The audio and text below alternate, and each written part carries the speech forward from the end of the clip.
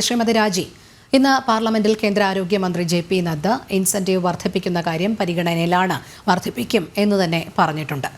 അടുത്ത ആഴ്ച ഏതെങ്കിലും ഒരു ദിവസത്ത് സംസ്ഥാന ആരോഗ്യമന്ത്രിയുമായി കൂടിക്കാഴ്ചയ്ക്കുള്ള അവസരവും ഒരുക്കും എന്നും കേന്ദ്രമന്ത്രി വ്യക്തമാക്കിയിട്ടുണ്ട്.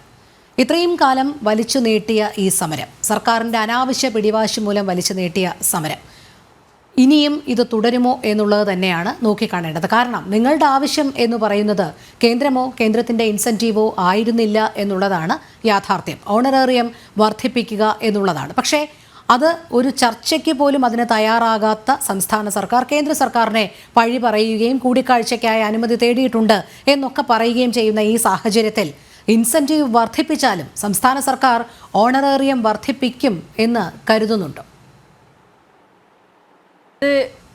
അവർ സർക്കാർ തന്നെ അത് തീരുമാനിക്കണം.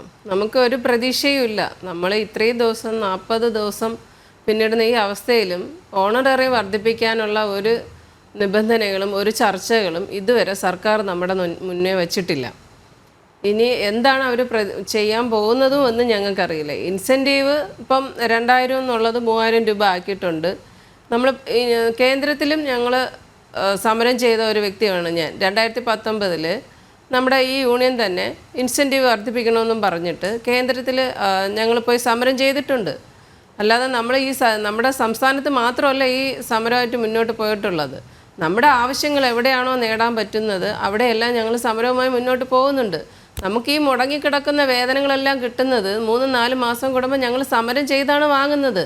അല്ലാതെ ഞങ്ങൾക്ക് ഈ ജനുവരിയിലെ പൈസ ഞങ്ങൾക്ക് ഫെബ്രുവരിയിൽ കിട്ടുന്നില്ല. ഞങ്ങൾക്ക് 3-4 മാസം കൂടുമ്പോഴാണ് കിട്ടുന്നത്. അപ്പോൾ ആ സമയമൊക്കെ ഞങ്ങൾ പൈസ 2 മാസം പെൻഡിങ് ആകുമ്പോൾ തന്നെ ഞങ്ങൾ സമരവുമായി മുന്നോട്ട് പോവുകയാണ് ചെയ്തത്. സമരം ചെയ്താൽ മാത്രമേ ഞങ്ങൾക്ക് ഈ ചെയ്തുകൊണ്ടിരുന്ന ജോലിയുടെ പൈസ കിട്ടുകയുള്ളൂ. അപ്പോൾ ഇനി അവർ എന്താണ് തീരുമാനമെന്ന് ഞങ്ങളുടെ ആവശ്യം ഓണറേറിയം വർദ്ധിപ്പിക്കുക എന്നുള്ളത് തന്നെയാണ്. ഈ 18 വർഷം ജോലി ചെയ്തിട്ട് ഈ 62 വയസ്സാകുമ്പോൾ വിരമിക്കാൻ ഞങ്ങൾ തയ്യാറാണ്. പക്ഷേ ഒന്നുമില്ലാതെ ഈ 18 വർഷം ജോലി ചെയ്ത് നമ്മുടെ ജീവിതത്തിൻ്റെ എല്ലാം ഈ നമ്മുടെ സർക്കാരിന് വേണ്ടി സേവനം ചെയ്തിട്ട് 1 രൂപ പോലും ഇല്ലാതെ ഇറങ്ങിപ്പോകുന്നത് ദുഃഖകരമായ ഒരു അവസ്ഥയാണ്. ഇപ്പോഴും 60 വയസ്സ് 62 വയസ്സായവർ ജോലി ചെയ്യുന്നുണ്ട്.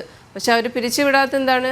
പിരിച്ചുവിടാൻ ഈ പൈസ കൊടുക്കാൻ ഇല്ലാത്തത് കൊണ്ടാണ് അവർ പിരിച്ചുവിടാത്തത്. നമ്മൾ പിടിക്കുന്നില്ല. ഞങ്ങൾ ഈ 62 വയസ്സായാലും ഞങ്ങൾ ജോലി മതിയാക്കി പോകാൻ തയ്യാറാണ്.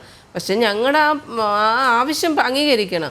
62 വയസ്സിൽ വിരമിക്കുമ്പോൾ ഒന്നുമില്ലാതെ ഈ 18 വർഷം ജോലി ചെയ്തിട്ട് ഒന്നുമില്ലാതെ ഇറങ്ങിപ്പോവാൻ ഞങ്ങൾക്ക് പറ്റില്ല. പൈസ ചോദിക്കുമ്പോൾ ഞങ്ങൾ വോളണ്ടിയറും ജോലിക്ക് ഞങ്ങൾ തൊഴിലാളികളുമാണ്.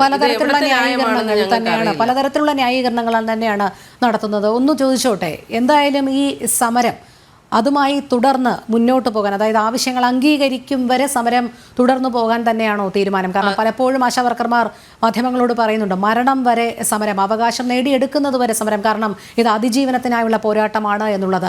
ആശാവർക്കർമാരുടെ സമരസമിതി ആ നിലപാടിൽ ഉറച്ചു തന്നെയാണോ നിൽക്കുന്നത്? ഉറച്ചു തന്നെയാണ്. നമ്മൾ അവിടെ മീറ്റിംഗ് കൂടി ഞങ്ങൾ അവരുടെ മാത്രം തീരുമാനമില്ല, ഞങ്ങളുടെ ആശാ വർക്കേഴ്സുമായിട്ട് ചർച്ച ചെയ്ത് ആണ് ഞങ്ങൾ ഓരോ ഘട്ടവും ഞങ്ങൾ മുന്നോട്ട് കൊണ്ടുപോകുന്നത്. അപ്പം ഞങ്ങളുടെ ആവശ്യം തന്നെയാണ് ഇത്. എപ്പോൾ നമ്മൾക്ക് നേടിയെടുക്കുന്നു അതുവരെ ഞങ്ങൾ ഈ സമരവുമായി മുന്നോട്ട് പോവുക തന്നെ ചെയ്യും. അതിലൊരു മാറ്റവും ഇല്ല. ശരി.